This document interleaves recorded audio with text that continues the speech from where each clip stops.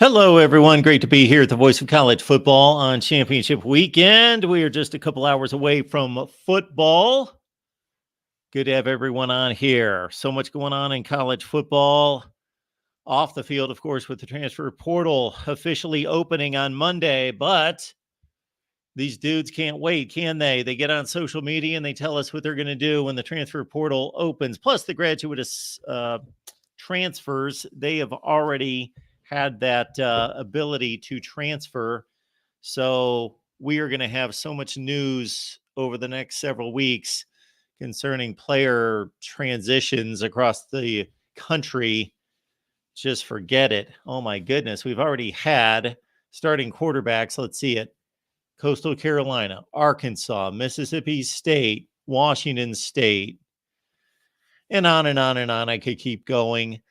Indiana and other places declare for the transfer portal. And of course, there are all the other positions. All right, but it's championship weekend, so let's focus on the field. Oregon, Washington getting together for a second time this season. We know what happened the first time. Washington won. So I am going to take this opportunity, even though we should focus on Washington and Oregon, just because I've had a lot of lame comments to the channel concerning my stance that Ohio State may be a better football team than Michigan. So let's also understand, anytime I form an opinion, I don't declare it as being fact, like a bunch of morons do out there that put the hashtag facts on there when they're not talking about facts. They're talking about opinion. So it's just an opinion. Just like Michigan fans had the opinion last year that they were better than TCU. But you know what? You lost the game. So how can you be better? How does that possibly happen? Oregon's a 9.5-point favorite over Washington, and much of college football nation believes that Oregon is better. That's impossible. They lost the game. People think that Alabama's better than Texas. How can that be? They lost the matchup against Texas. That doesn't make any sense. Whew. All right. Oregon and Washington. If we get anything close to what we got the first time around, it was one of the best games in college football this year. Huskies survived Dan Lanning's questionable decisions. I'm not going to say that they were really horrific decisions. If they would have worked, of course, everyone would have patted him on the back. And certainly I was in criticism of them at the time, and it wasn't a hindsight sort of thing. It was in the moment while I was watching the game thinking, no, I would not do that. Take points. But again, look at Oregon's field goal kicking, 10 of 17. No. That's another team that comes to mind, actually. It's not been good. It has not been good. I don't have the numbers in front of me, but the Oregon field goal kicking, and of course, they missed the one at the gun. Now, since they stepped off the field against Washington, these two teams have been in completely different places. The Ducks are squashing everyone, winning by big margins every week. Nobody's come close to them since they left Seattle. The Huskies seem to be in a struggle every week against everybody. So that's what we've dealt with concerning Oregon and Washington. So let's get to the calls. We appreciate everyone being here at the Voice of College Football. We've left the link in the chat. And I will remind everyone, this is another good reminder now that it comes to mind, because I've had to deal with this situation over the last several days, that we have been tossing people from the chat. So I would like to first thank all the moderators, because it is impossible to do exactly what I want you to do. It's just impossible. So you're never going to moderate this chat exactly the way I do, and I don't expect you to. So we go by guidelines here, everyone, at the Voice of College Football, that you are not to comment on race, religion, sex, gender, politics, those things. Now, we do have some level of leniency, so I should probably not broadcast this, but I guess that's what I'm doing right now. So if you say Biden sucks, are we going to automatically kick you out? You know what? No, we are not. We'll tell you we don't need that here. We'll give you a warning. And so then we'll kick you out. So heed the warning, then we will kick you out. But no personal attacks. If you want to personally attack me, I don't care. It's completely fine. Maybe if I turn the camera on, you could make fun of my red eye. You could do that. Uh, and people have made fun of my hair. People have made fun of whatever. So that doesn't bother me. But I own the channel. I have put myself up for this criticism, so that's fine. Call me an idiot. Call me a moron. That makes no difference to me. But please be mindful of, first of all, the guests that I have on, because most of them come on with no compensation and are just taking away from their jobs and their work to contribute here, talking about the various team channels and team shows that we do and other guests that we have on that are professionals. Then also be kind of courteous to those folks in the chat. Yes, be kind and courteous to those people in the chat. Talk trash, talk football. Yes, do that. And concerning the allegations against Michigan right now, they're fair game. But again, let's not cross certain boundaries. I know I probably should have to detail that top to bottom, but I would hope that I'm speaking to reasonable people that I don't have to detail that top to bottom. So again, just, hey, if you want to say Michigan cheats, fine. I don't understand the purpose at this point, but that's fine. If you want to state that, if you're going to state it in some mean attacking way towards some individual, or if you state it ad nauseum for 50 times, yes, we don't need that. All right. Again, focus on the field here. We got the Conference USA Championship starting first at 7 p.m. Eastern Time, New Mexico State and Liberty. The Flames are 12-0. No talk of the Flames making the playoffs? Okay. Every time you say playoffs, you know who we think about. And then we've got, of course, Oregon and Washington Pac-12 championship game. I've got to make my predictions. That's right. We will do that a little bit later. Okay, let's go to it. We got Mike on the line. Mike, how you doing tonight? Oh, I can't complain. How's your visit to the doc? Oh, it was splendid. It looks like we're both in bad shape now, huh? Well, I guess so. How's your shoulder? Well, I mean, I'm 4.5 days out of surgery. Yeah, I probably about the same, I would guess. Yeah, swelling's kind of picked up.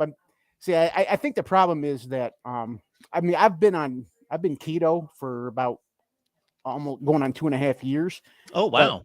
Okay.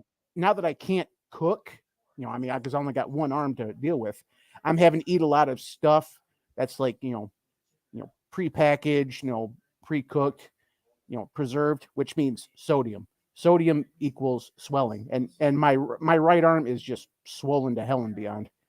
It's uncomfortable. Oh man, how does the keto work out for you? Oh, I love it. I mean, I used to weigh just south of 300 pounds, and then before I went to surgery, I was like low 190s. So I mean, I lost just over 100 pounds. Oh, that's awesome. Keto. Good for you. That's great. I've got a buddy who's lost something close to that. And he's not like strictly keto, but it's a good portion of what he does. Yeah, well, they have something called dirty keto. I don't do that. I'm very meat centric. Like I would say probably a good 90% of my food is either eggs, beef, pork, chicken, steak, hamburger. Yeah, that's meat. what he does. And the problem with that, like I said, I used to weigh 300 pounds, so I got all this extra skin here on my neck. I want to just kind of dip into my rainy day retirement fund and just kind of get all this loose skin around my face taken care of. Yeah, but that's a great accomplishment. That's amazing. Good for you. Well, and the thing is that it actually wasn't hard. I mean, because I mean, just on the surface, if I told you that I know you'll miss certain things, but I mean, if you had got to eat steak and eggs and grilled chicken and pulled pork, no barbecue sauce, but smoked sausages. I mean, it's not like you're thinking, I'm having to choke down like kale and bean sprouts and asparagus and stuff. I mean, I wouldn't have a problem with that. Well, I would, but I get that. That's much better than anything close to what I think of as a diet. Yeah. So you don't eat many vegetables? I love salads, but the thing Okay. is that I'll stay away from things like I said, eggs are fine, so I'll put like hard boiled eggs. Most meat, I try to stay away from like the packaged ham and stuff because they put a lot of they add a lot of carbs to that. But and like with dressings, any white dressing, so like ranch, blue cheese, Caesar, those are fine. Just stay away from the colored dressings. No French, no Thousand Island, no Russian. Those are the ones that it's more carbs and fat. Because I mean, I have an incredibly high fat diet. Yeah. Well, But- I've got a major sweet tooth. And I also sometimes, if I kind of get the kick, I'll do like the sugar free. They have like what they call sugar alcohol, which is it goes back to what they call net carbs. And sugar alcohol is not a net carb because you have three different types. You have like the normal fatty carbs, and you have dietary fiber, which you just comes out the back, and sugar alcohol, which your body doesn't metabolize, that just comes out the front. You pee it away. So you can have things with sugar. I mean, I wouldn't sit down with a bag of like sugar-free candies, just start dipping into them like it's a big thing of M&Ms. Like you're crazy. Especially because that kind of messes up your dietary system. But just as something to kind of cure the sweet tooth here and there. Yeah, all of my measurements are in check, but that's how I eat. I eat like that, and that's what I have to guard against, and that's what I have to stop doing because I can shovel down a whole bag of Oreos in a night with no issues. I think a lot of us could. And like I used to be, like I said, back when I was at my heaviest, yeah. But you just kind of have to get used to it. But I mean, I don't really consider myself deprived of anything. I'm not looking at a bowl of broccoli and asparagus, just with a spoonful going, I can't put this in my mouth. I'm not trying to choke anything down. I eat fine. Yeah, it's about changing your taste buds, no doubt. All right, Mike, what's on your mind tonight? And just as comments from earlier, as far as because I'm a mod. As far as my rules, because I consider myself kind of a lenient moderator. The only things I don't stand for is I'm with the no personal attacks, specifically no personally attacking moderators, guests, or you. I mean, I don't think you should be attacking anybody else in the room either. But those three is a no start for me. I don't do spam, so if it's worth saying, you can say it once, and then no advertising outside of voice. So if you're going to come on here and you start advertising, other than like, the Sunday stuff where you advertise your own brand, but, if you're going to start coming on here and start advertising other channels, that's, not related to the voice. Other than that, I appreciate that too. I do. I've seen that from time to time, and I don't go crazy about it. Don't kick the people out, but I do appreciate that you reprimand that because why should people get free advertising here? So again, it doesn't set me off or anything, and it rarely happens that I see. But thank you for being a moderator. I know that it's a thankless job at times. Oh yeah, I actually didn't want it. I just happened to log in one day, and Joey told me I made you moderator. It's like, oh great, like I don't have enough responsibility in my life.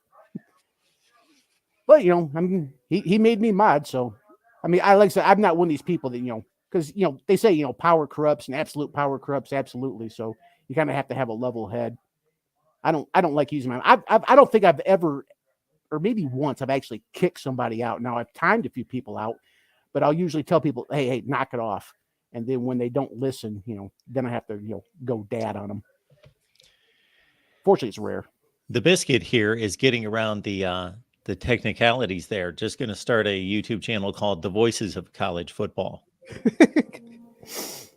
Well, that's a trademark infringement. I know it's not because you can't trademark it, but. Well, actually, it is trademarked. Oh, it is? Yep. I've got it trademarked. I've got a patent. I do.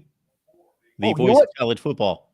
I guess I should probably check because I have your keychain. I guess I should check see if there's on my Voice of College Football keychain if there's a little R or a TM on it. I never actually looked. There probably is not, just because we did not put it on there. But yes, I got the patent back from the government. Great. And as far as the other thing you mentioned, it was kind of funny because I do something I rarely do. I also follow. And this is not an advertisement. Everybody knows because there's a lot of people on here that see me there too. I'm also been subscribed to Uncle Lou for a long time, and I don't go on his StreamYard very often because his guests are just so much more entertaining than I am. I feel like I can't compete because I like to think that our guests they're a little bit more toned down. They're a little bit more mellow. They're a little bit more to the point. Where his they're very entertaining, but they're also very flamboyant, very outspoken. I'm not sure how much you know about his, but he kind of attracts the more colorful crowd. So and when I jumped on his StreamYard the other day, he actually asked me about that because I guess it's been kind of known that it's been kind of passed around the football blog circles, about your comments. And I was explaining to him like, yeah, I kind of see where he's coming from. Your position's that that Ohio State is has a better team as like talent, and I agree. I think as far as like just pure talent, I think Ohio State is ever so slightly better than Michigan. But as far as development, I think that's definitely us. I think as far as coaches, that's a million times us. And I think as far as team unity and goals, I think that's also us. And I think, with yours, you kind of are on the fence about the talent being better. So yes, if I could be very specific about this, and I hope I will. I don't expect people to agree with me. I just want people to understand me. I don't really care if anybody agrees with me on anything. It's more about just want to make sure they're understanding of what I'm saying. Recently, I posted something on the Miami channel concerning the Miami fan base, and most of them just did not get it. But anyway, so when it comes to this, we all know that any team generally can win any game. Generally. Certainly, the Citadel is not going to beat Georgia, but there's a category of teams. There's a list of teams that could win on any given Saturday against the other to some degree, whether that's a 5% chance or a 50% chance. Yeah, the better team wins the game most of the time. Whatever percentage that is, 70%, 90%, whatever it is, it's probably in that range somewhere. I also, from my perspective, would say it's impossible to say who the better team is unless it, again, is obvious. Michigan's better than Rutgers. Michigan's better than Purdue. Ohio State's better than Maryland. Those aren't debatable. You just have 5 and 6 loss teams being compared to 0 and 1 loss teams. And so that's understandable. Yeah. Let's take Ohio State losing to Purdue in 2018. So on that given night, Purdue blew out Ohio State. They didn't just win the game. They destroyed Ohio State on that night in 2018 by 4 touchdowns. Was Purdue a better team? No. Just like Iowa wasn't the year. If you look at the entire resume, there's no way you can argue that a 6-7 team is better than a 13-1 team that won the Rose Bowl. Because especially in the same conference, they're all playing the same. Just on that night, they won the game. Okay, we bring it to Ohio State and Michigan, 2 very comparable teams. And again, for anyone who is arguing with me on this point, obviously, I have the burden of proof. Michigan won the game. It is so much easier to debate and take that side. Of course, they won the game. They have the validation and the confirmation. So I want Michigan fans in particular and anyone to understand, do I think Ohio State should be ranked ahead of them or be given any kind of consideration over them? No. That's not what I'm saying. I'm just saying I personally still believe that Ohio State is very, very, very slightly better than Michigan. I also state when I make these opinions, I could be wrong. If God hit me up in a dream and said, Mark, you're wrong, Michigan's better. Apps, I get it. Okay. All right. But I just find it laughable that the same people that say it's ridiculous. I saw asinine today. I saw all sorts of other comments in that range. For me to have that perspective on two teams that were 11-0 and a team that lost on the road by one score and we're 35 yards away from winning the game, that I can have that perspective, and that's asinine.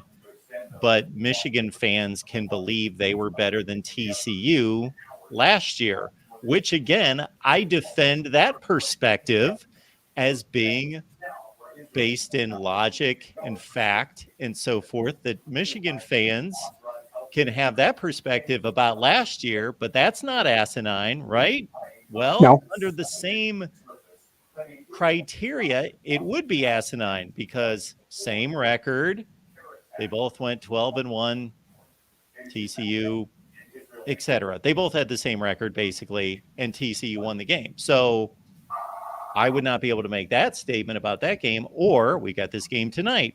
How many people believe Oregon's better than Washington? Tons of people.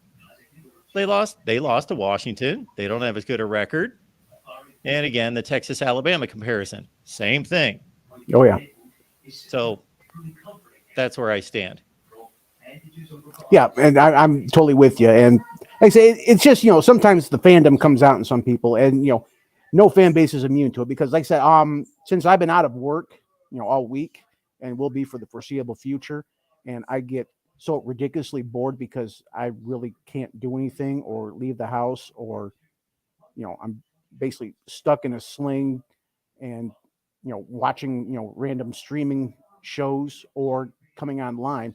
I watch all sorts of stuff that I normally don't have time for, like go on, and a lot of Ohio State's excuse me, a lot of Ohio State streams come on when I'm normally at work, like Buckeye Scoop with Kurt Barton and Zach's over at Menace. These are all, I normally don't watch them anyways, just because I can't handle that much Ohio State, but also because, like I said, I'm normally, working at that time. So I've been catching, a lot of, Buckeye Scoop and 11 Warriors and Menace, and trying not to get outraged. But some of the Ohio State fans, they just say the dumbest stuff. And I'm like, what in the hell is wrong with you? And it turned into, I think Ohio State should be now called the University of, we would have beat Michigan if, and then just enter in some random stupid crap.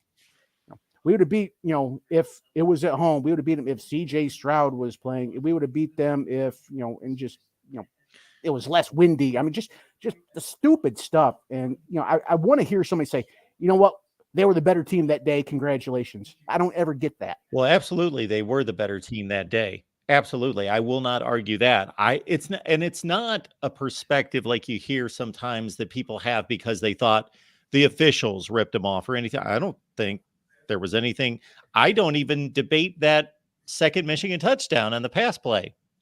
I thought that they called it the right way. So I'm not even debating that. I'm not debating that basically, both teams could have gotten different calls.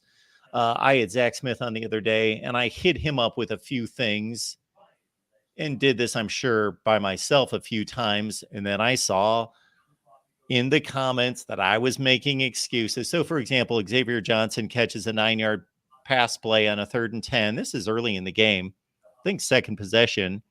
And I thought they called him. I didn't think he got the first down. I thought that they just were short on marking him closer to the first down. Yeah. And people have to understand, I'm just bringing this up to a guest. I'm not throwing my hands in the air and claiming that Ohio State got ripped off. I brought it up more from the standpoint of why didn't Ryan Day challenge the spot? And so he may have been persuaded to go for a 4th and inches versus a full 4th and 1. That's why I brought it up, not because I was whining about the officiating. And so I got laid to waste from a few people about that. Well, And the that thing is wasn't that, my point. well, about that, I mean, doesn't if the change in the spot doesn't result in a first down, doesn't just play stands and it just stops where it is? No, they replaced the football.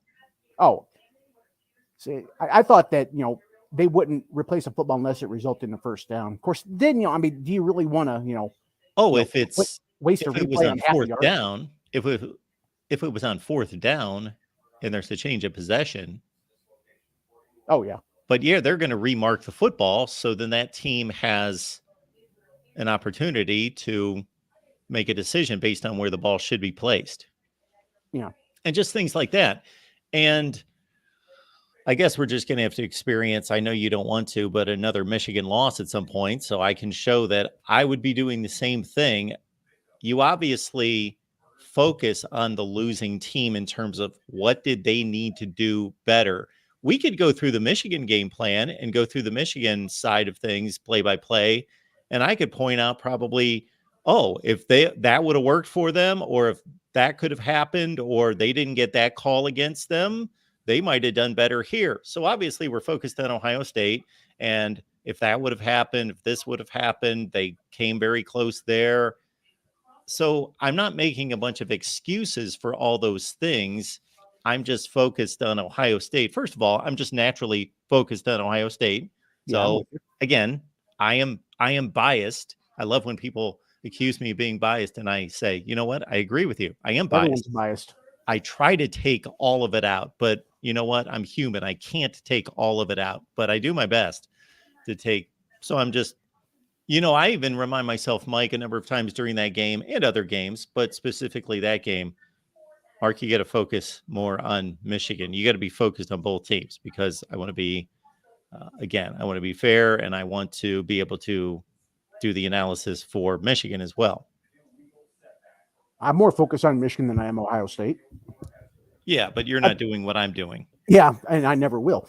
And even if I was, I don't think I could. I mean, I try to be as neutral as possible, and I have no problem criticizing my own team. And in fact, the last few days I've been telling the people in chat, like the Michigan fans, if they go on Corey's channel, act better, because I'm seeing a lot of people go over there over the Hawkeye of the Storm and just make complete asses of themselves, and I don't like it. And I think a lot of them are kind of bitter, the fact that Corey's not going to if Corey doesn't admit that they have absolutely no shot in hell of winning this game, then he's like some idiot biased doof. And it's like, no, I'm not going to be like that. And they're a lot of them are just they're taking it awfully personally. It's like, okay, we know we're the better team. I don't think this is going to be argued by anybody, including any Iowa fans, unless they're just kind of loony. And Mike, not to interrupt, I wouldn't argue it even if Iowa pulled the upset. I would say that was an upset. Michigan's still a better team. Yes. 2, you still have to play the game. So I mean, and cockiness will end up ruining you. Fortunately, I think that Michigan is a pretty humble team, especially after last year, because I still think that a little bit of a swollen head did get into the TCU issue, because I thought one of the worst things we could have done was go to Columbus and just absolutely annihilate Ohio State to the tune of 22 points. I thought this might come and hurt us, towards the end, because there's going to be too many people thinking, oh wow, we're just just as short of invincible. It's like, you don't want to do that. I want Michigan to stay hungry, and my worry, I want Michigan to beat Iowa in a pretty close game, maybe like 14-7. I don't think it's going to be that close, but I want it to be like a one possession game, because I don't want us to go into this weekend going, oh right, we get to play Florida State, we can just roll our helmets out there and win this game. No, don't take that position, because that's what's going to kill you. And we don't really need another. Michigan can't hack it in the playoffs. They can't they can't win the postseason. We don't need that kind of smoke on us, because we're a better team than that. And I'm hoping our fans, can represent that a little bit better than they have been. The other thing to clarify about this whole Ohio State, Michigan, who's better, is I get accused of not being able to admit that Michigan's better after 3 years. Well, you have to separate, because I do, every season. So after 2021, my take on here was Michigan's better in 2021. I thought that Ohio State team, of course, they were good. They're always good. But that team was pretty flawed, had defensive issues, and I thought Michigan was better. And I'm sure I could scan my live streams and videos and find a zillion times that I said Michigan's better. 22, after they played, I thought, yeah, Michigan's better. Now, after I watched the playoffs, that's when I thought, I don't know. Overall, who's better? Meaning not just being on the field against each other, but against anybody. Yeah, and the way it came down with Georgia, I can understand why people would think it just came it was just a fluke game, because obviously Ohio State played better in the playoffs than we did, because you were a missed kick away from beating the eventual champion, who just ran roughshod over TCU, and we had some mistakes that ended up losing to a team that we were obviously better than, and I don't think anybody would challenge that. I hear you, Mike. Well, anything else? I'm just excited for the game coming up. I kind of want to see which quarterback whose last name ends in NIX. See which one of them does better. I'm sure somebody whose last name ends in NIX will win this game. I wanted to see which one kind of steps up to live up to the Heisman talk. Yeah, I hear you. I'm looking forward to a good game. I don't really care who wins. Me either, because I think the winner. I think the winner is going to be clearly in, unless there's a lot of weird stuff happening. Maybe I'm going to back up on that. I want Oregon to win. I want Oregon to win because I think there is potential to have controversy between Alabama, Texas, Oregon, and making those comparisons. Well, the Alabama Texas thing, that kind of really throws a monkey wrench in it, because it just comes down to do you value resume or head to head? Because if you go down to resume, it's clearly Alabama. If you go down to head, that's obviously Texas. So which one do you value the most? And it's going to be further exacerbated by the fact that if they both win, Texas will have a win against Oklahoma State, and Bama's going to have a win against Georgia, and that just raises the resume comparison to a next level. It sure does. I'm going I'm telling all these Ohio State fans that we can still make the playoffs. Like, you actually can if Georgia wins, we win, Washington wins, Oklahoma State wins, and Louisville wins. Ohio State can make the playoffs. Yeah, it takes a lot. I don't even want to think about it, because I don't want to get my hopes up. I know that it happened last year, and in terms of, it's funny because actually Ohio State's loss this year is so much more legit than it was last year. They played better. They played on the road. All of that, the two teams played a great game. Michigan was better, but they played a great game, and it was extremely close. Well, last year, Ohio State was slightly better in the first half. Michigan was slightly to decidedly better in the third quarter. And then the last 7 to 10 minutes of the game, they just killed Ohio State. So there was no comparison between the way the two teams played, but Ohio State got in the playoffs. So that's the beauty of this, I guess. Well, with that one, all you needed was USC to lose. That was really the only domino Yeah. that had to fall. Whereas Yeah. this one, you need to have a whole bunch of Sure. dominoes to fall for Ohio State to sneak in. I mean, Yeah. we're talking like if this was a parlay, you put $10 on it, you could retire. Forget it. And you're talking a lot of underdogs, a couple underdogs, I should say. Well, And again, I'm just outlining the way this is kind of goofy and crazy is you could have a team that's actually probably better than they were by the best measurement of the season playing Michigan. They're better this year, but they'll miss the playoffs, and they made it last year. Yeah, totally agree. Okay, well, I appreciate you having me on. Thank you, Mike. And you recover, and I'll try to recover as well. Well, I appreciate it, Mike. You have a good night. You too. It's our guy, Mike Ford, and we stay with the mics here. We got Michael Hogue on the line. Boiler up. Hey, Mark. Good evening, man. I hope you get better soon, man. Eye infections are no fun. Yeah, they're just uncomfortable. What can I say? It's just, yeah. Not bad. No, hey, I got a question. Part of me thinks it's going to be chalk and stuff like that, but part of me wants it to be total chaos. What is it going to have to take for the SEC to be completely shut out? Well, of course, Alabama's got to beat Georgia. Mm-hmm. So then that creates a one-loss situation across the board. Mm-hmm. And Florida State needs to win. So they grab a spot. Michigan wins, they grab a spot. Washington wins, they grab a spot. So now you're down to one spot. Well, like what, 4 teams? Yeah, you're down to one spot really for 3 teams. Ohio Yeah. State's not going to get consideration. It's going to be Alabama, Texas, Georgia.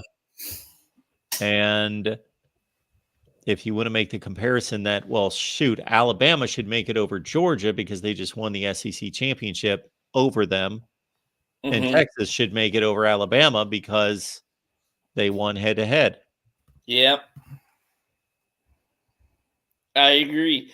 But in that situation, what's your gut tell you who would be the 4th team that gets in? Oh, wow. Give me scores on these games. On those 2 games. On those 2 games, I'll say Texas pretty much did what they did to Texas Tech, blows Oklahoma State out 57-7. Woo! And Alabama, Will Riker redeems himself for missing a field goal and beats Georgia 31-30. Wow. Texas right now is in front of Alabama. Now, the committee always reserves the judgment, the possibility to make some kind of goofy line excuse like, well, they were number 7 and they were number 8, but it was razor close. Or in other times they've said, well, even though they were 7 and they were 8, there was a pretty good gap between the 2. They can come back and say that later. Yep. I don't know how they don't take Texas under those circumstances and how they don't give Alabama. Now, Alabama should not be any lower in the rankings, in my opinion, than they are, but they should take a huge hit for that Auburn game. Yeah, I agree. But they didn't, so. Well, we don't know if they didn't. Well, according to the polls this week, they didn't take much of a hit, did they? Well, where were they supposed to go? No, they. Where are they? No, those right are now? 2 different things, Michael. Try to follow me here. Okay, I am. So if you're the number 8 team in the country, let's say, and you have a really, really bad, ugly, awful win that was gifted to you like Alabama did, but there's nowhere to drop, meaning 9, 10, 11, 12, they lost or they didn't play well or they didn't play anyone. You are clearly, and you're the last one-loss team. There's no other one-loss teams for Alabama to drop behind. So you could still have a less favorable evaluation of that team, and they still didn't drop. I took into account Alabama struggling against Auburn, but they didn't drop in my rankings because they had nowhere to drop. There are no other one-loss teams to drop them behind. Okay. Fair enough. No, I was just looking because I didn't even get a chance to catch the top 25 this week because I was refereeing a basketball game. But Michael, yes. You didn't catch my top 25.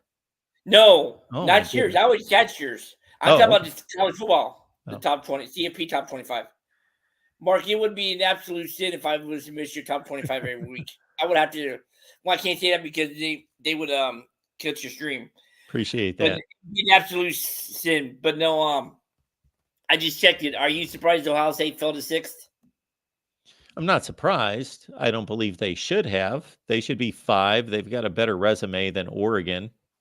I don't even think it's debatable. Okay. I would love to have the committee on here and debate them on that one. Yeah, that would be nice. And then I would have to. But the thing is, who would be the judge for them not to be considered a hostile witness? We could get you involved. Yeah, that would be good. Or you could get Eric. But no, I'm just or John. I don't know. I'm just digressing. But no. Anyway, was you going to do a watch party tonight before you had your issue with your eye? No, I never considered the watch party for tonight. Okay. I didn't know if you were going to do anything this weekend or not.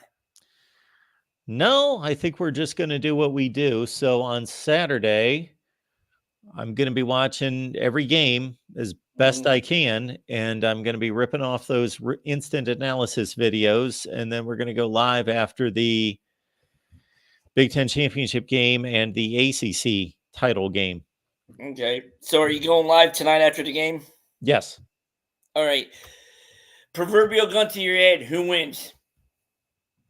Oh, well, I will make my prediction here. There is somebody who obviously doesn't know I'm on live right now that maybe should know. So hang on just a second. I don't know if you heard that call there. I did. Give me 2 seconds just to say I'm live. There you go. Okay. Okay. Well, I will give a prediction before we. So I don't have much issue determining who's going to win this game. It's more about point spread. So I got to think about that. I think we still stand at 9.5 for Oregon. Yes, Oregon's a 9.5 point favorite. So I'm not going to make that pick right this second, but I will before we get done here. Okay, I'm just wondering because I think I wouldn't be surprised if Oregon won, but something tells me that Knicks is going to get it done again. I mean, not Knicks. Washington gets it done tonight. Okay, well, I could be wrong, but we'll see. All right, no, I'm just wondering stuff like that. All right, I'm gonna go because I gotta get some dinner, and then I will catch you later tonight, sir. Thanks, Michael. Appreciate it, man. Better. All right, folks. Voice of College Football here, breaking down Oregon, Washington, and the rest of championship weekend. Throw me a scenario. We'll sort it through. I meant to produce a video. Too late now because people had asked me. Plus, I should have just done a video with the various playoff scenarios and what each team needed to do to get in. And also, I wasted some work doing an Alabama-Georgia comp where I matched up 4 common opponents. So between Alabama and Georgia, you've got Kentucky, you've got Tennessee, Auburn, and Ole Miss. All 4 played those, or both of the teams played those 4. And we did the comp on that, but I did not produce the video. So that was some wasted time and effort information. I wanted to do that with Louisville and Florida State as well. They had 6, I believe 6 common opponents between those 2. And then, of course, Oregon and Washington, they've already played, but you could run through the comps there which very much favor Oregon. You know, they beat Utah by 29 on the road. Washington won that game by a touchdown at home. Oregon State, of course, the Ducks just blasted them last weekend by 24. Washington won that game by 2. You've got a Stanford comp where Oregon won the game by 36. And let's see, Washington barely survived Stanford. That game was 35-33.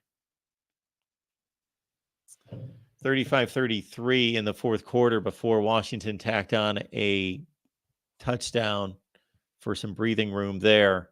They both played USC. Those were pretty similar results too. Washington, though, on the road, they won 52-42. Oregon won by 9 at home.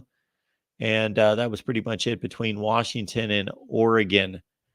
All right, let's keep it rolling here at the Voice of College Football. We've got, before we go to our next call, All Trust. Mark Fighting Reality. Okay, All Trust. Give me a call. I have no idea what you're talking about. Yes, never have fought reality. But if you want to show me how I can do that, I will certainly do it. We will give it a shot at fighting reality. Kind of difficult to fight reality in this world. Wouldn't want to do that. But All Trust, if you want to call, we can certainly learn from you. That's what I'll be looking forward to. Learning from you. All right. Jackson's here tonight. Jackson, what's going on? It's going pretty good, Mark. How you doing tonight? I'm doing just fine. What's up? Not much. I'm just kind of wondering, does Liberty need a bunch of style points in order to get that group of 5 bid for New Year's Six Bowl? Well, I should probably run down Liberty's schedule. Let's do that. I will say this before we do that. I don't think Liberty's anything close to a top 25 team, first of all. True. They're really good, and I certainly applaud them for what they accomplished this year. That's all they can accomplish is play the teams in front of them. But yeah, in terms of these teams magically popping up in the top 25 at some point, I find that rather amusing, just because what's the magic to suddenly trying to do too many things at the same time here to magically I just find this happens almost every season. So you got a couple group of 5s, they go on a winning streak, and they're playing horrible teams week after week after week. And when I mean horrible teams, I mean anybody lower than number 80 in the country, and they're winning the games. Then suddenly they'll just magically pop up in the top 25, the AP top 25, when they're like 7 or 8-0 after they just beat another horrible team. And my thought is, okay, what just happened this past weekend to show us, give us real evidence of this team being truly a top 25 team just because they beat another horrible team? Right. And I can't help but notice that there's not any Power 5 games on Liberty's schedule, so that's definitely hurting them for sure. Well, sure, it is. Exactly right. Yeah. Because I would give them consideration if they were playing that kind of a game, but they're not. All right. So I hope my software update doesn't show up on the screen. No, I don't believe it does. Hang on. Let's see.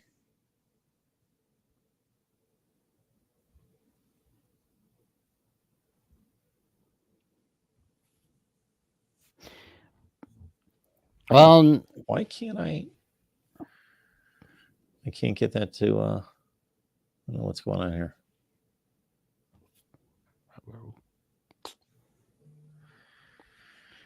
But yeah, there's another thing I was thinking about. SMU, where they're going to be in the AAC title game tomorrow afternoon. If they win tomorrow against Tulane, I bet you SMU Nation is going to be really excited about it, because I mean they haven't won a conference title since the 80s. So that'd be pretty big right there. I mean, you go from the death penalty, then coming back to the Southwest Conference, then getting left out of the Big 12, the Big 8 Southwest Conference merge. You're kind of just left to survive in the WAC, Conference USA, all that sort of stuff. Then you win the AAC in your final year, then head over to the ACC. I wonder what it would be like for SMU Nation, especially for the fans that have never experienced a conference title. I bet you they're going to be playing Celebration by Cooling the Gang. So Liberty 2023. Yeah. Who have they beaten? Yeah. Unfortunately, I can't even see most of these scores because I've got a software update in the way. Yeah, who's the best team they've beaten? New Mexico State and Jacksonville State look like the best wins to me. Yeah. Yeah, so that is up to the bowl committees to determine. Yeah. I don't Well, think they're in Tulane's classification or SMU. And in the poor American Conference, if SMU wins the conference championship, and we'll have just another American top team leave. They're leaving anyway, but of course, basically the league's been gutted. Yeah.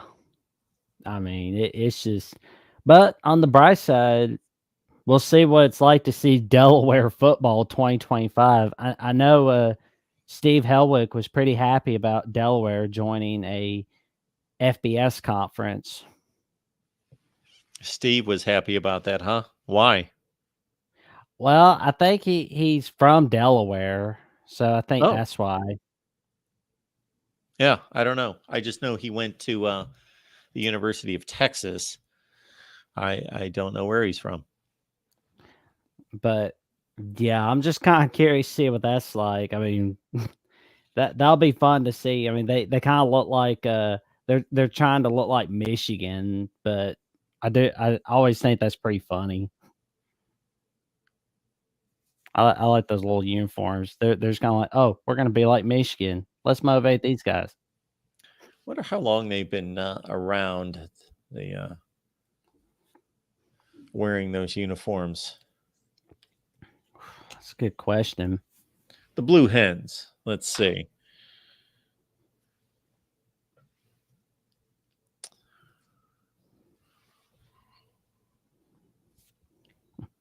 Blue Hens have been around since 19. No. Hang on. Been around since 1889. So they've been playing football almost as long as Michigan has. So I don't know if they took that from Michigan or not. Man, back in those days, I don't know that there was that much information flying across the nation for teams to know in that day and age what other teams looked like.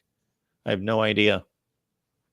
Oh man, it's gonna be fun to see what Conference USA is looking like 2025. Although I've got a feeling there's gonna be some more departures from that conference coming soon.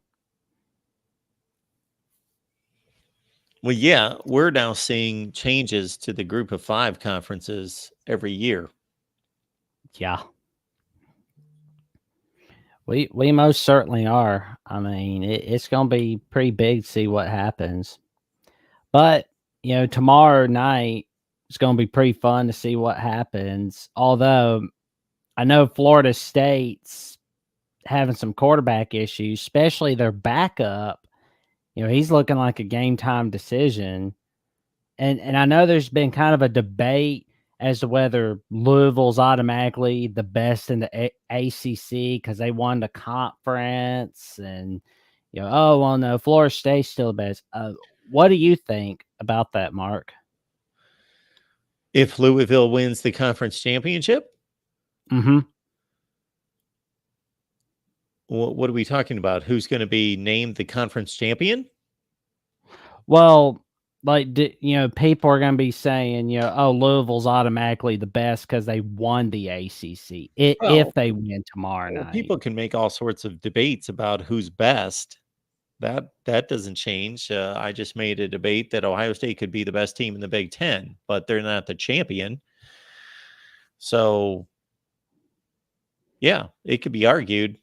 even if Tate Rodemaker plays tomorrow night, it could be argued that Louisville's not winning that game without Jordan Travis being on the sideline. So people can argue all they want, and that's why we're here. But whoever wins the Pac-12 championship, the other team's fans can argue that they're better, especially if it's Washington. If they're left out, they could say, well, we split 2 games, and they can point to all sorts of results. And yeah, those things can be argued. Yeah. But Louisville's going to be the ACC champion if they win the game. Doesn't matter if they're down to their 8th string quarterback or have no quarterbacks, or regardless. But I totally get and understand, and it's valid for any Florida State fan to say, well, you didn't play your best team and we are better. Well, it is going to be fun to see what happens. And I mean, if Florida State's winning tomorrow, whether it's their backup quarterback or their 3rd string quarterback, that's going to really help them in a lot of ways. Like, imagine if they were a 1-loss team, which they're not. If they were a 1-loss team this year, it'd be, oh, well, they did great without their starting quarterback and their backup. You know, kind of like 2014 Ohio State. You know, when they didn't have their starting quarterback, and then they lose their backup after or during the Michigan game. Then we see Cardell Jones and Ohio State whipping Wisconsin 59-0. I mean, imagine if we saw something like that from Florida State tomorrow night against Louisville. Well, then that would be the confirmation that they belong in the playoffs. But they belong in the playoffs, as far as I'm concerned, regardless of whether they win 59-0 or 10-9. True. They should be in the playoffs. And that doesn't mean they're one of the 4 best teams. That just means that they earned a playoff spot. True. That's true, man. But I do know Texas, they'll definitely be pulling for Louisville if they beat Oklahoma State tomorrow. But there's going to be a lot of teams pulling for Louisville tomorrow night. Yes. Yes. So definitely got ourselves a fun night of college football tonight and a fun day of college football tomorrow. Should be. And Mark, it will be for sure. And Mark, thank you for having me on, and I'll catch you later, man. Thanks, Jackson. Appreciate it. You're welcome, man. Our guy Jackson stopping by to break it down. All right, let's keep it rolling. We've got Christopher. Hey, Mark. How are you? Fine. How are you? I am doing just fine. You're not feeling ill or anything? I don't feel the greatest. I feel fine. Sorry. I hope you're feeling better. Oh, I just have an eye infection. Yeah, I struggle with it myself. I actually do. I don't know what to do about it because I take. It's like, I don't know if it's an infection, but I have the same problem. Anyway, you asked about the winged helmet. I just, in the time you were talking to Jackson, I looked at the Fritz Chrysler. I don't even know who that is, but yes. They said he at Princeton, I guess it was a leather helmet. I guess he incorporated it onto the helmet, or I don't know if you call it a helmet. The leather helmet that they had at the time, I think they said it included a wing on it, and it's because of it. They said he wanted it to look like a tiger. I don't know if he thought that looked like a tiger. So I guess the roots of it are at Princeton, I guess. That's according to what I looked up online. I don't know. I mean, yeah. So unless there's some huge coincidence, Fritz Chrysler is the gentleman whose name dons the Chrysler Arena at the University of Michigan. Oh, yeah? Yes, they named the arena after him, the basketball arena. The other thing it said in the article, you can look it up yourself. I mean, I'm sure you could probably find it. Said that the first team, I guess, to use winged helmet was they mentioned 3 teams actually. They said it was Ohio State, Indiana, and Michigan State in 1930. I don't know how they figured this stuff out, but it's kind of a thing you can look at. It says the history of the winged helmet or whatever, and It said all three, I guess in 1930 had it. So it's like it wasn't necessarily exclusive to one team, I guess. And then Chrysler, I guess, used it at Princeton for some reason. And then when he went to, they said it was in 1937, he went to Michigan State, or I'm sorry, University of Michigan, and that's when it started being part of the Michigan. It was in 1937. Okay, so prior to that, no winged helmets for Michigan. Do we know when it was picked up by Delaware?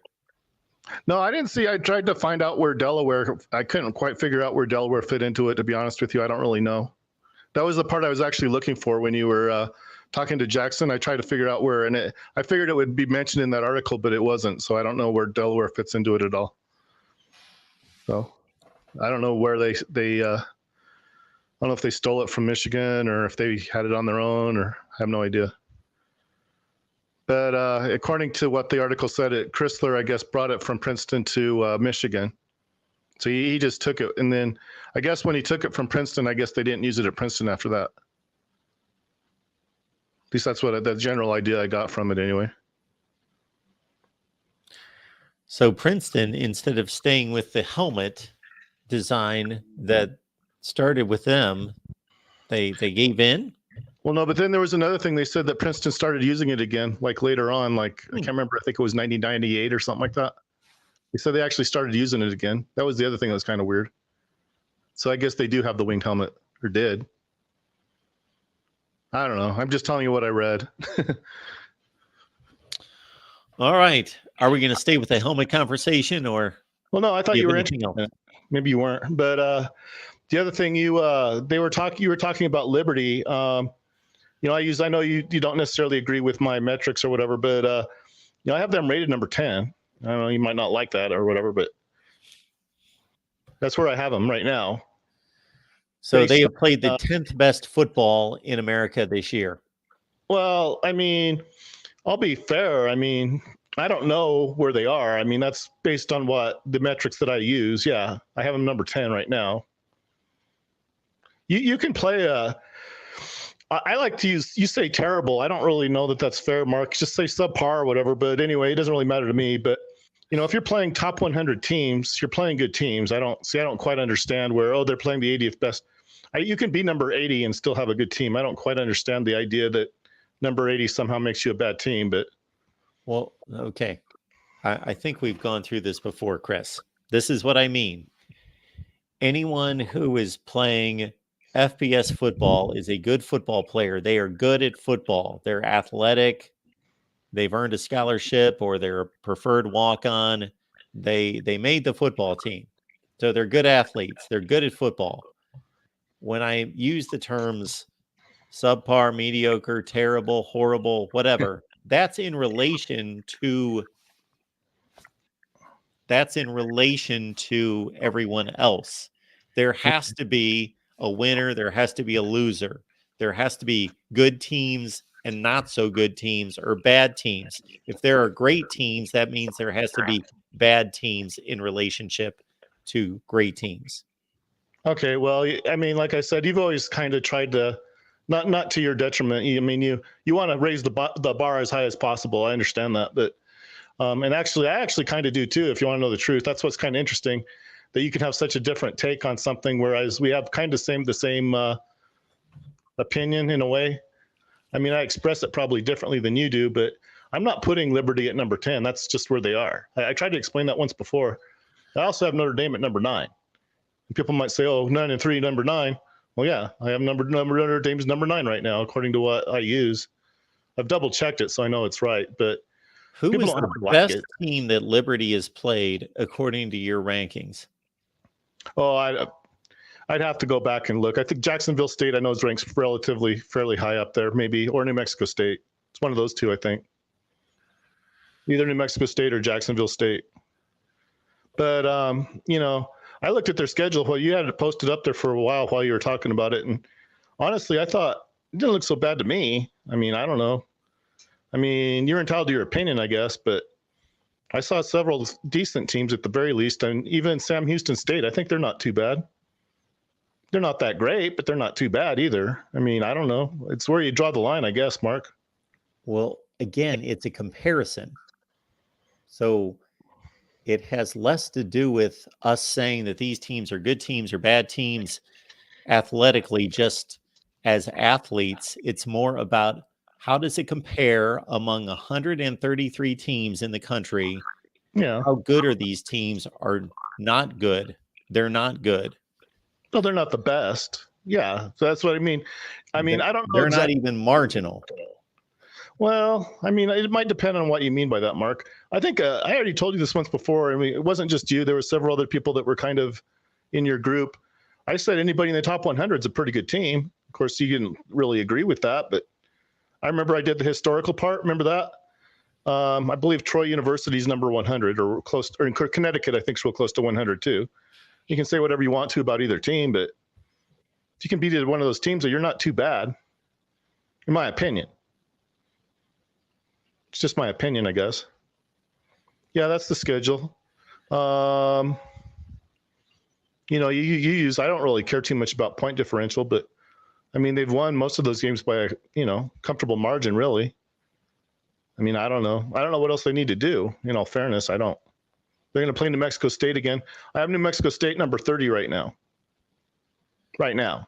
Well, there's nothing else that they can do. They're playing the games that are on the schedule. So I have all due respect to the athletes on the field playing the games. But in Right. comparison to the teams we're talking about, if you listed off, I'm sure the next 30 teams on your list, at least, they're all better than Liberty. Well, again, like I said, I'm really not. That's the interesting thing. I'm not trying to prop up Liberty. I mean, I don't have a dog in the hunt or whatever. It doesn't matter to me. I'm just telling you by the method I use, obviously. It's something I kind of came up with on my own. It involves something that maybe people don't agree with, I guess, but I didn't put Liberty number 10. That's just, I did the math, crunched the numbers. That's where they are. I mean, they might not stay there. I mean, you could always use that argument, I guess, if they play Notre Dame. Like, I was kind of hoping they would play Notre Dame, and that way we would know head to head or whatever. But so when they lose to Notre Dame, which they would, they would drop as a result. But I don't. So I don't know the ins and outs of your formula, but as I stated in the past, when I hear something like Liberty's number 10 in the country, that leads me to believe that it's a bad formula. Well, I mean, like I said, Mark, I don't know. I mean, you're entitled to your opinion. I don't really appreciate that comment. I've worked really hard on it, but that's fine. You're not really insulting me. I'm not really the one that, I mean, I just do the math. It's not something I did. It's something that really somebody else did that I know how to use. But anyway, it has Liberty number 10. The formula that I use is Sports Reference. It's the same one I told you about that gives BYU. Yeah, I look at it almost every day. It's a great site for compiling statistics. Well, no, I don't know that it is, but my point is. Well, it is. As long as the statistics are accurate, then it's a great site for compiling stats. Well, I don't know that it is great. I'm not even saying it is. I'm just saying. I'm saying that. Well, okay, I'm saying that Sports Reference is a great site for stat compilation. Well, again, regardless, they don't have them number 10. In all fairness, that's something I did. So if you want to criticize me. I have no Liberty at number 10. I do, but doesn't necessarily mean that they are number 10. It just means that's where they, fall in my rating. Group of 5 teams, as you well know, Chris, group of 5 teams win somewhere around 12% of their games against the Power 5. Something like that, yeah. And you know as well as I do that Cincinnati, UCF, Houston have been 3 of the better group of 5 schools. Much better, yeah. They're much better than the average G5. Yeah, they're 3 of the top. Over the last 10 years, they're probably 3 of the top 4 or 5. Definitely, yeah. Most definitely.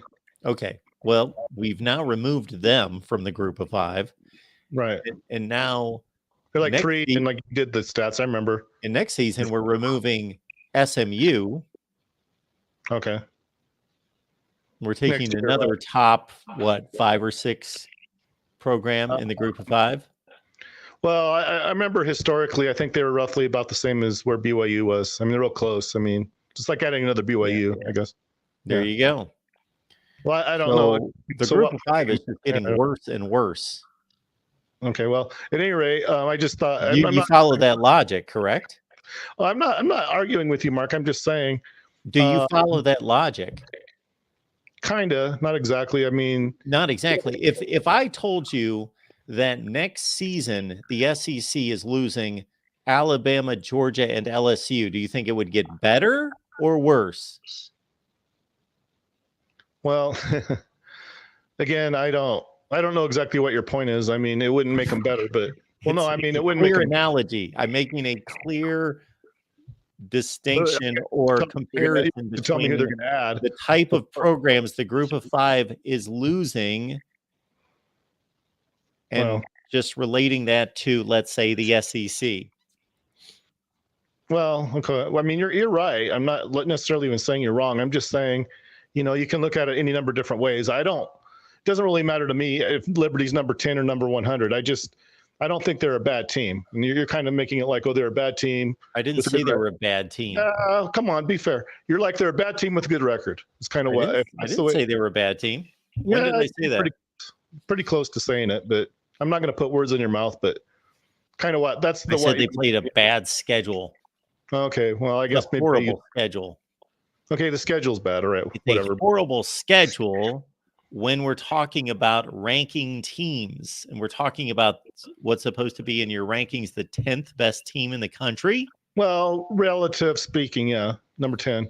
That's based on how I assess where the Conference USA stands, which isn't really that. In all honesty, I really don't have Conference USA rated that high. But, if they can run the table through Conference USA, which they have, yeah, at some point it adds up. It's like little by little, but eventually they fall into a relatively, if they can beat New Mexico State, they'll go up again probably. Who are So your they're top even 9 higher. teams? Number 10. Who are your top 9 teams? Mark, I don't have it in front of me. Number 9's Notre Dame. I mean, I posted it several times. I mean, the top 4 were, I think, the same as the committee's top 4. So that should, I think we have Alabama. I think I have number 7. I think I have Texas number 8. So that gives you a pretty good idea. I think I have Ohio State number 5. I think I have Oregon number 6. So number 1, I think I have Michigan. Number 2, I believe I have Georgia. Number 3, let's see. Number 3, I think is Washington, and number 4, I think is Florida State. Jeremy's curious about Iowa. Number Do you know 20. where you have them? Number 20 with Arizona. Okay. Yeah. Number 20. Well, none of that thus far sounds that far out of reality. Okay. But well, all of a sudden, Liberty at 10. Okay. Well, you're entitled to your opinion, Mark. Of course I am, and you are too.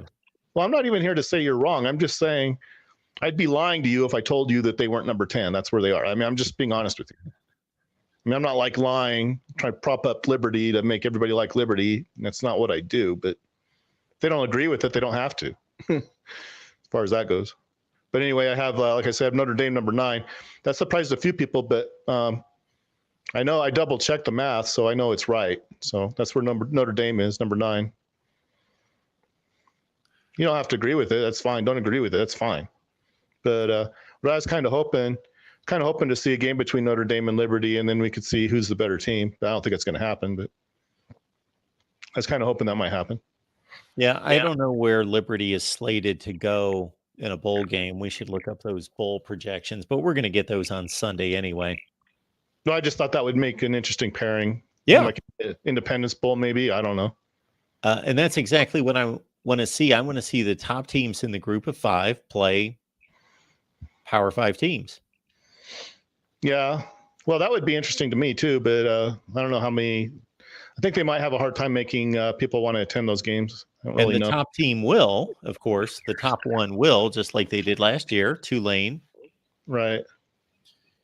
Now, in that instance, would that be an example maybe of, because, that I understand motivation does play a role. Is that one of those things where it's going to be like, well, yeah, but USC didn't really care to beat, they didn't want to play in the, what's it, Cotton Bowl?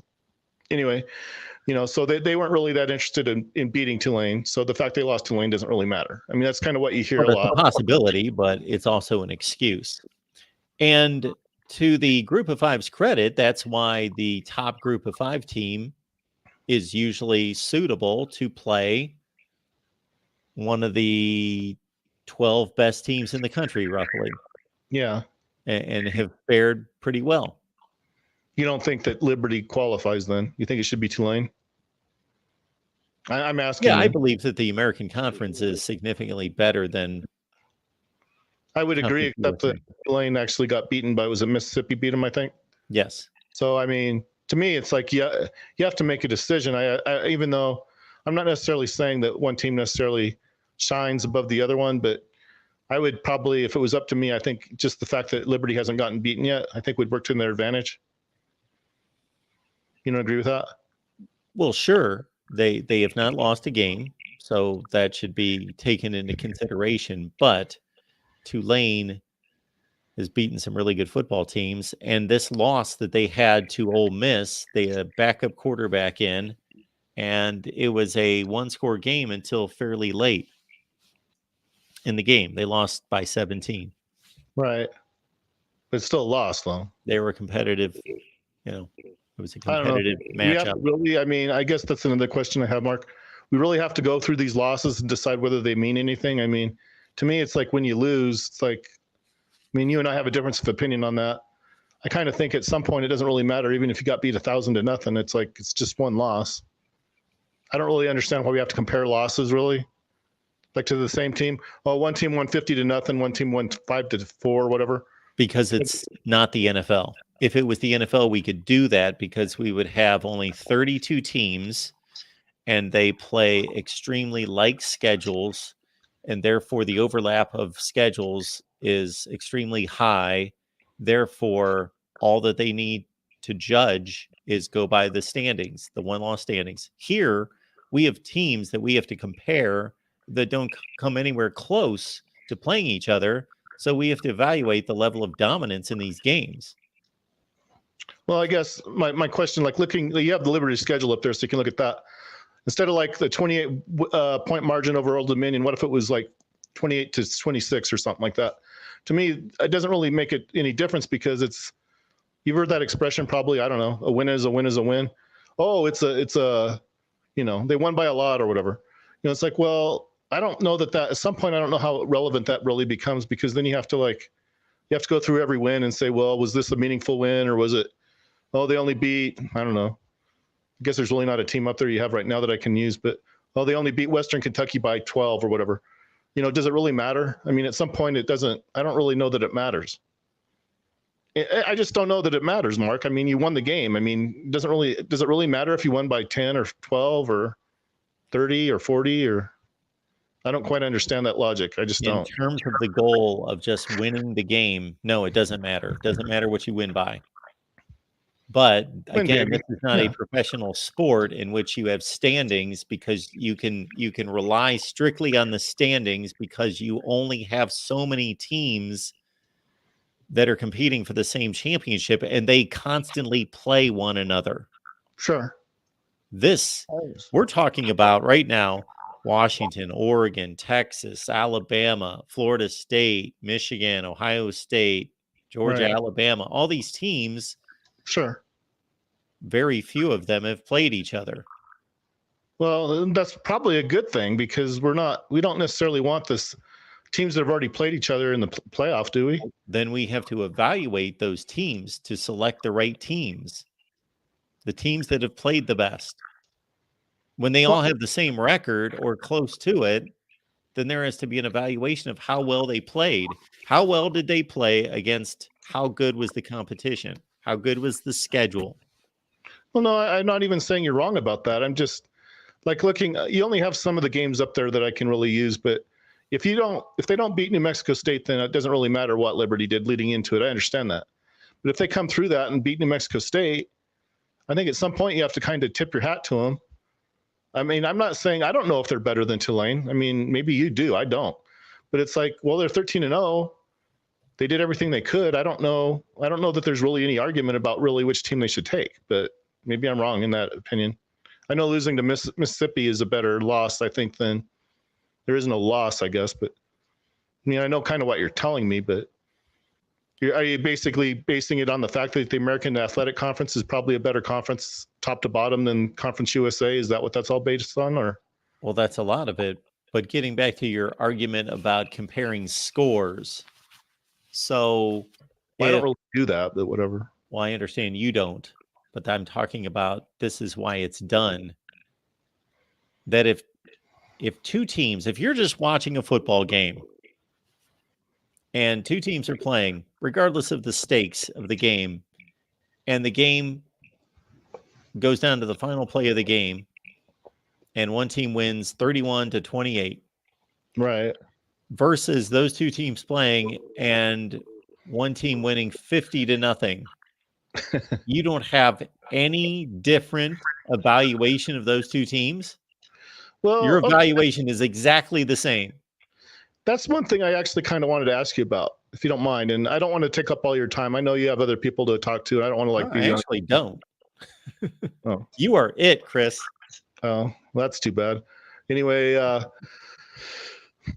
one of the arguments I have against the playoff, it's not whether or not we need a playoff. I mean, I can understand the argument made towards, well, you know, if we don't have a playoff, then there's not enough, not enough spots, I guess, in the championship to occupy every possible title contender. But I think the circumstances change week to week. It's like winning a preliminary game against isn't necessarily the same as beating that team in the championship game. And I guess my point is, it's like, yeah, you can compare it and say, well, like last year, I guess, with Texas Christian beating Michigan, it's like, that didn't really, I don't know. I mean, it matters. I understand that, but that's kind of why I don't really think we need a playoff, is because I think, you know, we're adding like a level of complexity, I guess, that really we don't need. I mean, we can just jump to the chase or whatever. I think Michigan probably deserved the spot that Ohio State got in the Peach Bowl. And that's just an opinion that people don't have to share my opinion, but it's like, why add like a layer of complexity that doesn't necessarily make anything any better for anybody? It's like, okay, so Ohio State, which probably should have beaten Georgia, they didn't quite finish is what it was, you know? So if they would have beaten Georgia, then they demonstrate probably that they're the best team. They don't need to do that twice. They don't need to do that again in another game. I mean, how many times it'd be like almost having to play Georgia again? It's like, okay, you have to beat them twice. Kind of like what Alabama had to do. It's like, I don't know that necessarily helps things. That's probably not your opinion. No, it's not my opinion. Well, I mean, I guess my point is, Mark, it's like at some point, I mean, it's like we don't have to have every team play everybody and to kind of figure out who's better. I mean, maybe some seasons that might be necessary. I don't know. But you can't change the rules midstream and say, well, this season we need this. This season we need to do this. You have to have a format that's understood by everyone as being the determinant of a champion. I tried to explain that to you. I don't know. Did you read any of my emails? Maybe you didn't. I mean, I'm not saying you need to, but I use a different way that kind of, in my opinion, it's just my opinion again, kind of cuts through all the whatever you want to call it, and tells me anyway what I think is the right. And it doesn't we don't have to have everybody play everybody. It's like it kind of says who's the best team without having to do that. But that's assuming, I guess, that I'm doing it right, which I might not be. I don't know if I am or not, but I don't know why we have to have everybody play everybody just to find out who we are living in a 20. Chris, I can give you literally, I could sit here all night and give you examples. I'm going to give you one. Just one. Just give me one, yeah. Just one. In 2019, Ohio State was undefeated. Clemson was undefeated. LSU was undefeated. How do you play just a championship game and determine the best team, the champion? I already kind of explained that to you. I don't know. I mean, yeah, please explain how you determine between three teams playing one game, how you're going to fairly determine the champion. Fairly, that's the key word. Oh, yeah, I could just pick two teams and say, yeah, I could go throughout history, Chris, and select who I think should be the two teams to play in the championship. But that's not fair. No, it's not completely fair, but it's not completely unfair either. Yes, it is. Well, it often is. Oh, no, just listen. What I might have done, and I'm not saying it's the best way necessarily. But in the bowls, I guess we're going to lose the bowls for the playoffs. I guess that's the result of the playoffs. Whatever. That's what people seem to want to do. So that's gonna. Don't come crying to me, I guess, when you miss the Rose Bowl and it's not, don't come crying to me that, oh, well, why didn't Chris say anything? Because now we don't have any bowl games. We just have these playoff games. But anyway, there is going to be a Rose Bowl. Well, it's not going to be the Rose Bowl, but whatever, Mark. I mean, yeah, they'll probably call it quarterfinal a game that looks has similar aspects, the Rose Bowl or whatever. Yes. Anyway, it doesn't really matter. I was going to tell you, this is just based on what I've read. You don't have to agree with it, I guess, but the way I might have gone about it would have been maybe in the Fiesta Bowl that season, I would have paired probably, and there really wasn't anything wrong with what they did, by the way. They had Clemson and Ohio State in the Fiesta Bowl. It was a controversial game, could have gone either way.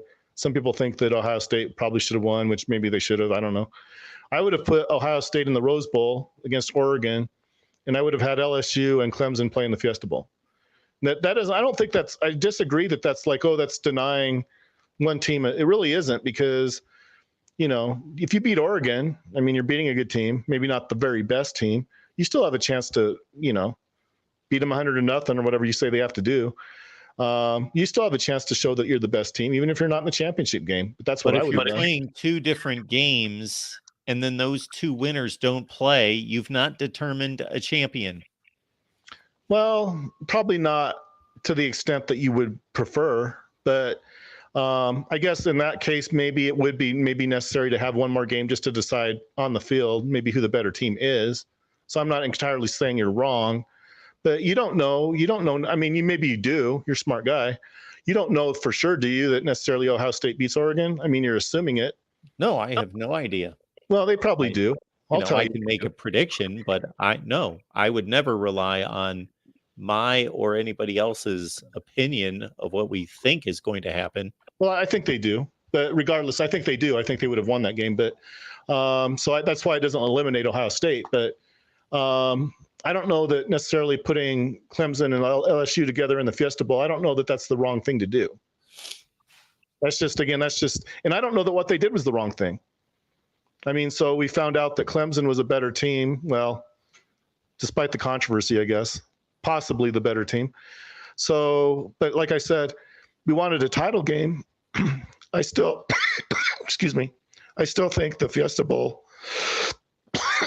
could have done that without having to go to the extent of having to have playoffs. And the other thing about a playoff is it kind of lets LSU coast for a week. I mean, they play. I know they played Georgia, or was it Georgia? Anyway, or not Georgia. I'm not saying they coast. I mean, don't get me wrong, but relatively speaking, I think that's an easier which maybe is, given the fact they were probably the number one team, is probably fair. But I just the whole idea of a playoff, I don't quite understand why it's necessary, I guess. I mean, maybe in that circumstance, maybe it is, but even in that circumstance, I don't know that it's so important that we can't maybe figure out a way to, I don't know. And again, between Clemson, I guess, and LSU, my guess would be that LSU would have won that game. But like I said, week to week, just because LSU beat Clemson in the championship game, that doesn't necessarily mean that they necessarily would have beaten them in that game. That's what people don't understand about playoffs. It's like, oh, well, they beat them in the championship game. That means they would have won not necessarily. I mean, yeah, probably, most likely, well, but not necessarily. Not necessarily. They can only play once. Yes. Well, but my point is, Mark, it's like, oh, well, they beat them in the championship game. That proves that they were the better team in every circumstance. And it's like, well, not necessarily. I mean, there's a certain amount of preparation. It's kind of like Texas Christian beating Michigan, which was kind of a fluke. But it's like, that doesn't mean that they beat them in every circumstance. They're going to, oh, well, that means they were better in regular season or whatever. I mean, it's like just one game where they were better. Based on that line of thinking, Chris, every championship in every sport that's ever been played would be questioned. Well, so we would never come to a determination. The Super Bowl champion, oh, well, they're not the best, because if they played next week, it might be different. Of course it might be different, but we have to play a game and then settle it on the field and let that result stand. My point is, maybe I'm not making it very clearly, is that I don't know that the Super Bowl, that's probably the best way for the NFL. It probably is. I'm not going to say it's not, but it's worked out pretty well. No, because it works in the NFL doesn't necessarily mean it's a good idea for college. I mean, it might work in college too. I'm not going to say it won't. Done in every legitimate sport to take the best teams and have them play a playoff. Well, that's like saying that a playoff always gives the right answer, and I'm not. And there's It another. doesn't necessarily give the right answer, but it affords all the teams that have earned a place there to compete on the field, and one of them wins the games to win a championship. Are they the best? Probably. Are they the best? Certainly. No. But they won the games when it mattered on the field, and therefore they are the champion.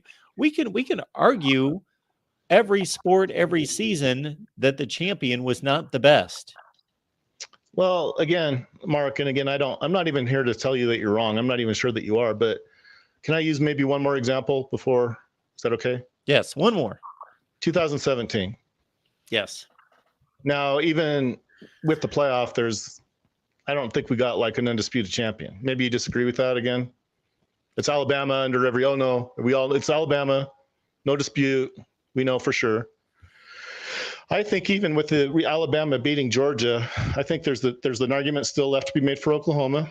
And I don't necessarily think that Central Florida was that good, but you can't necessarily just throw them away and say, okay, well, it doesn't include Central Florida. So the playoff, I don't know, maybe you have a different opinion about it, but 2017, playoff really, it made sure we know now that it was Alabama, and it wasn't Georgia, it wasn't Oklahoma, it wasn't Central Florida, it was Alabama. And my opinion, right or wrong, I could be wrong, I did kind of my own mental arithmetic on that. And my guess, this is just a guess, by the way, it's a wild guess, maybe way out in left field.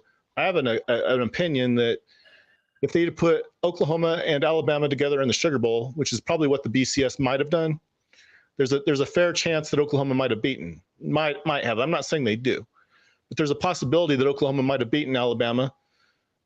And that's what kind of my point. It's like just because Alabama beat Georgia in overtime in the championship game, that proves that Alabama was better than Oklahoma. No, it doesn't. We don't know. So it's like that playoff didn't prove anything.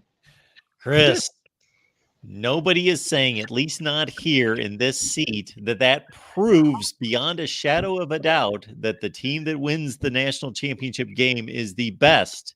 But that is the best criteria to have the teams play on the field to determine the champion. What were they supposed to do? Alabama and Georgia play again and again and again and again, and we could keep saying, we don't think that they're the best. Let's play again. I think it eliminated Georgia, if you want my opinion. I think why? I don't think it eliminated Oklahoma, and I don't think they won the SEC championship. Why would you eliminate the team that won the conference championship? Well, I don't know that Oklahoma was eliminated from that. They lost in overtime. That's not quite the same as getting, that's not a regular. Lord. Okay, we're done. We're done. I've had enough. Good night. Okay, we're done. Yeah, we have listened to this complete lunacy, just way beyond. For 98% of that call, at least, there was nobody else calling, so I just let Chris go on with his silliness. That is just okay. We're done. Okay. All right. Last call of the night. We got college football guy here. Hey, can you hear me? I got you. What's going on? Hey, well, sorry for that headache. I know that was getting on your nerve along with everybody else in the chat. So if you wanted to take a little break, get yourself a drink, I'll be more than happy to wait. So that's quite all right, man. How you doing tonight? I'm good. How are you? Just want to say, long-time listener, first-time caller. Just want to first off saying thank you for all your content and everything. You help make my day go by faster, especially at work. Listen to your live streams and everything. You do a lot of work, and I respect you as a college football YouTuber, and I think you do a lot of excellent work, and I appreciate everything that you do, sir. Well, you will never know how inspired I get and how much I appreciate those kind of comments. So thank you for that.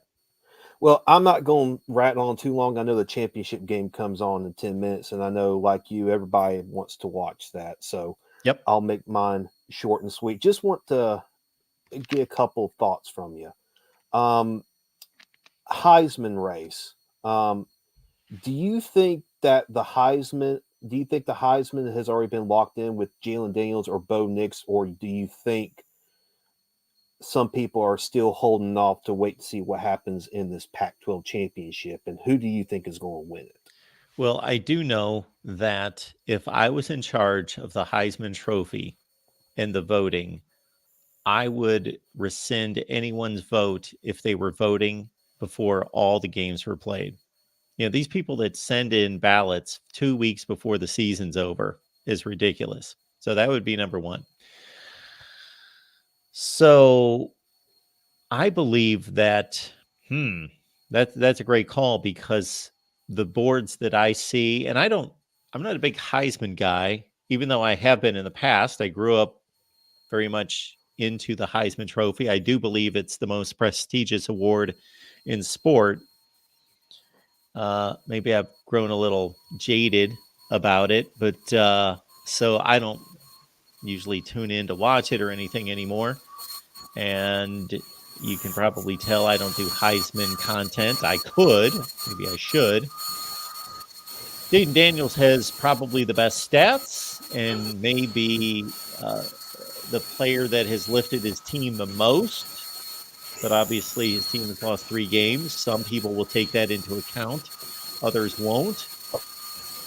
I think it's going to be very difficult for Michael Penix to play himself back into it, because he's had a pretty marginal run of 4 or 5 games. I think it's between Nix and Jaden Daniels. I think this is just my personal opinion.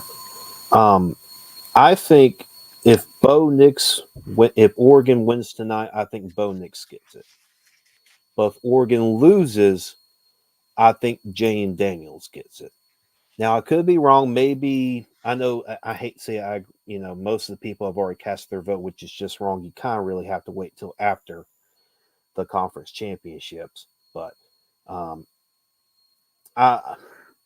in my opinion, I think Bo Nix probably has it locked in, but maybe I have a feeling probably Jane Daniels is going to win it, because from like what you said, I think most of the message boards and things from what I've been seeing, it seems like he's probably the one that's probably might squeak out and win it. But maybe that might swing it a little bit for some of those voters that actually do hold out on wait until after conference championship games are over to allow Bo Nix to win it. Because, Bo Nix has been playing absolutely phenomenal this season, especially after that loss to Oregon. He had a great game in that Washington loss, but